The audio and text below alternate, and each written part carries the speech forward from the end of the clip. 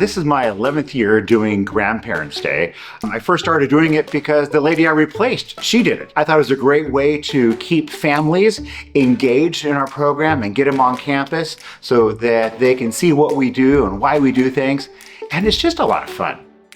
Grandpas and grandmas love this event because some of them travel one came from Washington, D.C. this year. They love to spend time with their kids and they love watching them learn. And we get to show off some of the things we learned this year, like about dinosaurs, about the planets. Right now we're learning about the body. And then we have some fun making a craft. And then the kids get to read them some stories that we've been working on and learning in class too.